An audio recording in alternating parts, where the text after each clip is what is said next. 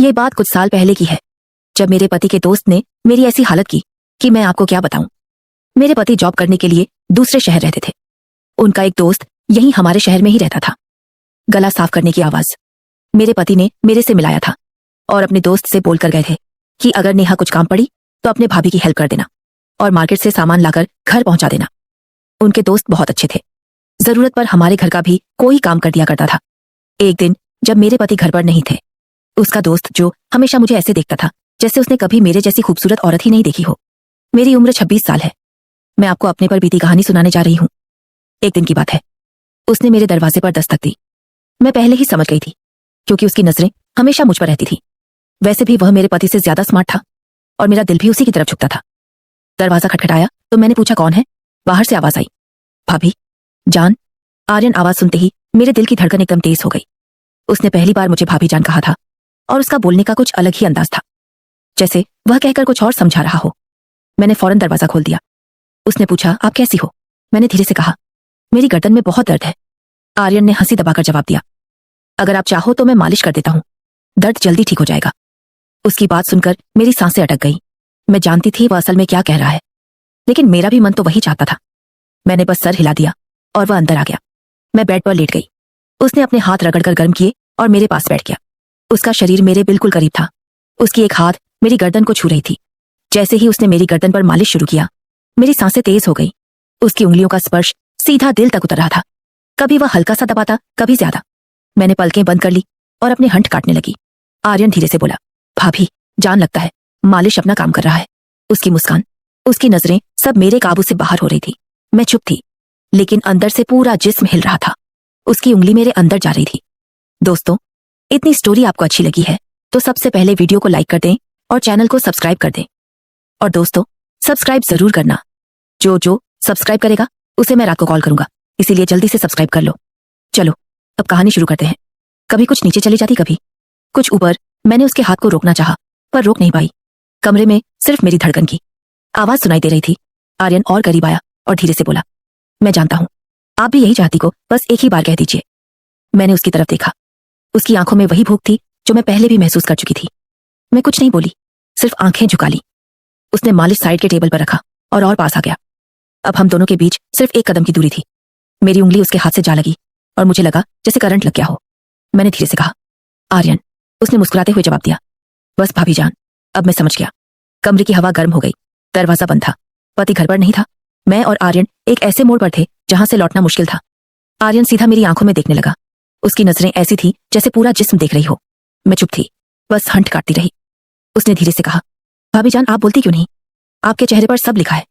मेरे लिए संभलना मुश्किल हो रहा था। मेरा दिल तेज धड़क रहा था। मैंने बस अपने आप को संभाला और पलटकर उसे देखने लगी। वह धीरे से करीब आया। उसके हाथ मेरी गर्दन पर रुक गए। मैं एक पल को सख्त हो गई, पर अगले ही पल मैंने अपनी आंखें बंद कर ली, जैसे मैं भी तैयार हो चुकी थी। आर्यन ने धीमी आवाज के साथ कहा, अभी दर्द कम करना है या और ज्यादा करना है? मेरे होठों पर हल्की सी मुस्कुराहट आई, लेकिन मैंने कुछ नहीं बोला। उसकी आवाज, उसकी सांसें, सब कुछ मेरे अंदर घूम रही थी। कमरे में सिर्फ लाइट की हल्की रोशनी थी। उस रोशनी में उसका चेहरा और ज्यादा साफ लग रहा था। मैं उसकी एक एक हरकत को महसूस कर रही थी। जब उसने अपने दोनों हाथ मेरी गर्दन पर रखे तो मैंने अपनी सांस अंदर खींच ली। मैंने धीरे से कहा, आर्यन, और उसने बिना देर किए जवाब दिया, बस भाभी जान, मैं यहीं था आपके लिए। मुझे लगा जैसे सब कुछ वहीं रुक गया हो। उसका हाथ धीरे धीरे नीचे की तरफ जा रहा था और मेरा जिस्म अपने आप नरम होता जा रहा था। मैंने उसका हाथ थाम कर रोकना चाहा, पर अंदर से रोक ही नहीं पाई। उसने अपना चेहरा इतना पास कर लिया कि मैं उसकी सांसें महसूस कर रही थी। मेरी आंखों के सामने सिर्फ उसका चेहरा था। उसकी मुस्कान जैसे मुझे कह रही हो, अब तो तुम मेरी हो। मैंने अपना सर हल्का सा झुकाया और उस लम्हे में मैं खुद को रोक नहीं पाई। आर्यन ने धीरे से कहा, भाभी जान, आपके पति को कुछ पता नहीं चलेगा। आप बस आज की रात यादगार बना दो। मेरी उंगलियां उसके हाथ पर खींच गई और मैं बस उसी को देख रही थी। दिल में डर भी था, लेकिन उस डर से ज्यादा एक अजीब सी खुशी थी। वक्त रुकता जा रहा था। दरवाजा बंद था, घर खामोश था और मैं और आर्यन एक लकीर के दोनों तरफ थे। उस लकीर को पार करते ही सब कुछ बदल जाता। मैंने हंसी पवाकर बस इतना कहा, तुम रुकने वाले तो हो नहीं और मैं रुक जाने वाली नहीं। उसने सीधा जवाब दिया, फिर देर कैसी भाभी जान? और जैसे ही उसने मुझे अपनी तरफ खींचना शुरू किया, मेरा सारा काबू टूट गया। आर्यन ने मुझे अपनी तरफ खींच लिया। एक पल को लगा जैसे पूरा कमरा घूम गया हो। उसका सीना मेरे करीब था। उसकी सांस मेरी गर्दन को छू रही थी। मेरा दिल इतना तेज हो रहा था कि मुझे खुद सुनाई दे रहा था। मैंने उसे दूर जाने की कोशिश की, लेकिन उसने मेरी कलाई थाम ली। हल्की सी मुस्कान के साथ बोला, अब तो आप मुझे रोक भी नहीं सकती। भाभी जान, मेरी आंखें नीचे थी, पर होठों पर एक हल्की सी मुस्कान अपने आप आ गई। मैं खुद भी तो यही चाहती थी, बस कुछ बोलने की हिम्मत नहीं थी। आर्यन ने गला साफ करने की आवाज, एक हाथ से मेरी साड़ी को संभाला और दूसरे हाथ से मेरी गर्दन को उसकी उंगलियां हल्की सी कस गई और मैं उसके करीब और चिपक गई। मैंने धीरे से कहा, आर्यन बस करो, पर आवाज ऐसी थी जैसे रोकना नहीं बल्कि और बुलाना चाहती हूँ। वो करीब होकर मेरे कान के पास धीरे से बोला, बस एक बार कह दीजिए, रुक जाऊंगा, वरना मैं अब रुकने वाला नहीं। मेरी सांसें और तेज हो गई। मैंने अपनी होठुरी को दबा लिया, लेकिन आंखों में सब लिखा हुआ था। कमरे में सिर्फ लैंप चल रहा था। उसकी रोशनी में उसके चेहरे की हर लकीर और तेज लग रही थी। उसकी नजरें मेरी आंखों से जाकर होठों पर रुक गई। मैंने पलटकर उसकी तरफ देखा और बस इतना कहा, तुम्हें समझने के लिए मुझे कहना नहीं पड़ता। यह सुनकर आर्यन ने एक गहरी सांस ली और मुझे और पास खींच लिया। अब हमारे बीच कुछ इंच का भी फासला नहीं था। उसके हाथ मेरी गर्दन से कुछ ऊपर आ गए और मैंने पलकें बंद कर ली। उस पल मुझे लगा जैसे सब कुछ रुक गया है। दरवाजा बंद, घर खामोश और हम दोनों अकेले। पति घर पर नहीं था और मैं अपने पति के दोस्त की बाहों में थी। आर्यन ने बोला, भाभी जान, आज के बाद सब कुछ बदल जाएगा। मैंने आंखें बंद रखकर सिर्फ एक हल्की सी आवाज निकाली, जो होना है सब हो जाने दो।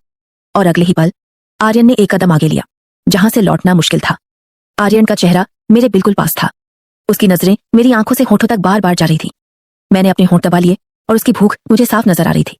मैंने हल्की सी आवाज में कहा, आर्यन अगर कोई आ गया तो उसने हंसी दबाकर जवाब दिया, दरवाजा बंद है और घर में और कोई नहीं, अब सिर्फ मैं और आप हूं। उसकी गला साफ करने की आवाज इतनी मधुर थी कि मेरे पैर अपने आप नरम हो गए। मेरा दिल कह रहा था रुक जाओ, पर जिस्म कह रहा था रुकना मत। आर्यन ने एक हाथ से मेरी गर्दन को और कस लिया और दूसरे हाथ से मेरी साड़ी को साइड कर दिया। उसकी उंगलियां मेरी गर्दन के पास से फिसलती हुई नीचे आई। मेरी सांसें फिर से तेज हो गई। मैं उसकी तरफ पलट कर बोली, तुम्हें समझ नहीं आ रहा, मैं रोक नहीं पाऊंगी अपने आप को। आर्यन और करीब आया और हल्की आवाज में बोला, इसीलिए तो आया हूं, आपको रोकने नहीं, खुश करने। उस पल मेरी आंखें उसके चेहरे पर अटक गई। उसका अंदाज, उसका आवाज, सब कुछ मुझे उसकी ओर खींच रहा था। मैंने अपना हाथ उसके सीने पर रखा, जैसे दूर करने के लिए, पर वह दूर नहीं हुआ बल्कि और पास आ गया। उसने मेरी कलाई पकड़ ली। और अपनी दोस्तों, इतनी स्टोरी आपको अच्छी लगी है तो सबसे पहले वीडियो को लाइक करें और चैनल को सब्सक्राइब कर लें। और दोस्तों, चैनल को जरूर सब्सक्राइब करें। तरफ खींच लिया। अब हमारे बीच बिल्कुल भी फासला नहीं था। उसकी सांसें मेरी गर्दन को जला रही थी। मैंने आंखें बंद करके अपना सर उसके कंधे पर रख दिया। उसने धीरे से कहा, भाभी अब बस आप मेरी हो। मेरी उंगली उसके हाथ के ऊपर जा रही थी। मैं कुछ नहीं कह पाई, सिर्फ उसके करीब होती चली गई। कमरे में सिर्फ एक छोटी सी रोशनी थी और उसमें हम दोनों की सांसें तेज हो रही थी। मैंने उसके कान के पास धीरे से कहा, जो करना है जल्दी करो। आर्यन ने बस इतना कहा। फिर अब कोई रुकावट नहीं और उस लम्हे से सब कुछ काबू से बाहर हो गया। उस रात के उस पल में लग रहा था जैसे वक्त रुक सा गया हो। आर्यन का हाथ मेरी गर्दन से फिसलकर मेरी पीठ तक आ गया। उसकी उंगलियों का वो हल्का सा स्पर्श भी मेरी सांसों को हिला रहा था। मैंने उसकी तरफ देखते हुए धीरे से कहा, आर्यन तुम्हें अंदाजा है ना, अगर किसी ने देख लिया तो उसने सीधे मेरी आंखों में देखकर जवाब दिया, भाभी जिसकी नजर आपकी तरफ उठेगी उससे पहले मैं उसकी आंख को निकाल दूंगा। अभी सिर्फ आप और मैं, बाकी दुनिया भाड़ा में मेरी हालत ऐसी थी कि मैं ना रोक पा रही थी और ना ही हाँ कह पा रही थी। उसकी नजरें मेरी आंखों में थी। आर्यन ने अपनी उंगली मेरे होठों पर रखी और बोला, अब कुछ मत बोलो, बस महसूस करो। मेरे दिल की धड़कन इतनी तेज थी जैसे दिल कभी भी फट जाएगा। मैं उसके इतने करीब थी कि उसकी सांसें मेरी सांसों को छू रही थी। मैंने अपने हंसत धीरे से काटे और उस लम्हे ने उसकी भूख और तेज कर दी। उसने अपना चेहरा मेरी गर्दन के पास ले जाकर धीरे से कहा, अब आप मेरी हो चुकी हो। मैं अपनी जगह बिल्कुल थम गई थी। उसकी बातें, उसका सबब मुझे अपने होश खो देने पर मजबूर कर रहा था। मैंने आंखें बंद करके बस ये कहा जो शुरू की,